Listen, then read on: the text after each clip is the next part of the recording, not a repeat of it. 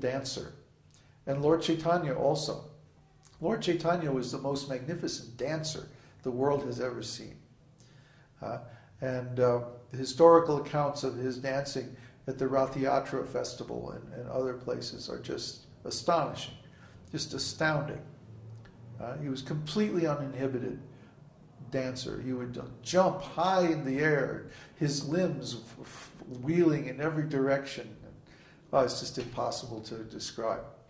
So Lord Chaitanya also should be portrayed not just in any pose. I find the poses in the Krishna and Lord Chaitanya paintings to be very dry. It's like they got somebody they knew to model for them, and of course, how long can you hold a dynamic pose when you're a model? So it would be far better to find someone of a similar physiology and maybe take a video of them dancing and find a really dynamic pose when they look very, very attractive, and then just take that frame and use that as your model. Krishna always has black hair, no gold hair? Krishna always has black hair. Who has golden hair? Kapila, his incarnation, Kapila. But that's rare. Most of the time his hair is black. Krishna means black. Yeah, Krishna means blackish. Right. Keep trying to visualize these proportions.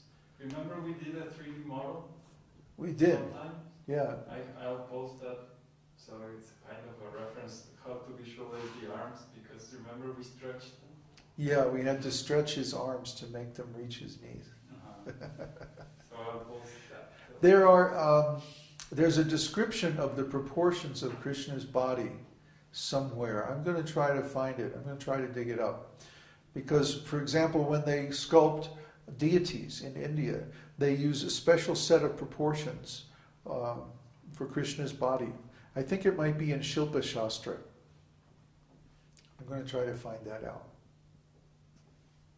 Oh, that's what I need. Oh, man. Yeah. Give me some numbers, right? Okay. Any other questions on anything? Well, I have a question. Florian has a question. Yeah, because we spoke about the material world and that our universe resembles the material world, because the term universe is not directly attributed to the Bhumandala system, which we Right. actually think as of universe when we speak of the Vedas. Yeah. So, and it is mentioned that Shiva is in every universe. Every universe is Shiva and Brahma and so on. Mm-hmm. So when the material world is the universe and Shiva is in charge of the universal destruction, wouldn't it be actually many Shivas that are in charge of destruction, and not only one Shiva? Shiva expands okay. into many Rudras. And there are many Rudras within each universe. Shiva actually lives in the interim area between the material and spiritual worlds. The original Shiva, or Sara Shiva, stays there in the what's it called, Tatastha Shakti area. But then when the universes are created, he expands himself into every universe. Like that. And because, he's in charge of Maya. He's in charge of ignorance or illusion. Therefore, when Maya expands in the different universes, Shiva also expands. But it's the same person, not like Brahma is a different person. Right. Brahma is usually a jiva. Now, sometimes, if there's no qualified jiva in a particular universe, then the Lord himself will expand as Lord Brahma. But in our particular universe, the Lord Brahma is a jiva soul, and he's a devotee. There are universes where the Lord Brahma is not a devotee. You wouldn't want to live there. I don't want to live there. Yeah, our Lord Brahma is a pure devotee, and he's also in the mood of conjugal love.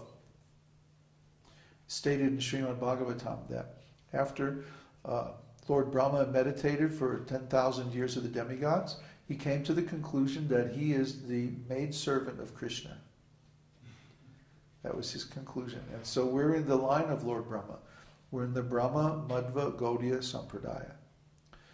Because of that, then our mood is primarily conjugal love of the Lord. Is this description in Śrīmad-Bhagavatam, Brahma, Vishnu, Shiva? Yes, but especially it's more clear in Chaitanya Charitamrita. You should read Śrīmad-Bhagavatam first, and then read Chaitanya Charitamrita. All these things are given. So it's in the astrology course, you have a mapping of this. What's that? In the astrology course. Yes. The overview. Yeah, in the, what is it called? Ontological cosmological overview or something like that? Ontological orientation, right. It's a whole review of the Vedic cosmology. So you can read about this there.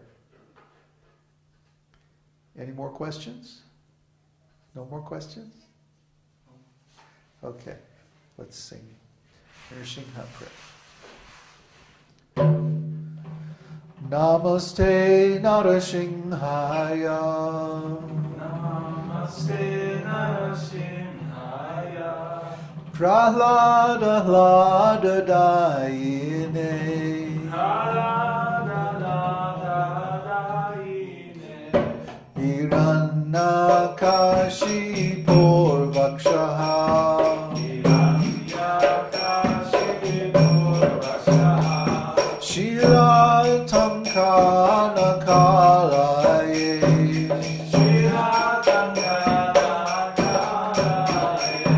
Ito Nrsimha Parato Nrsimha.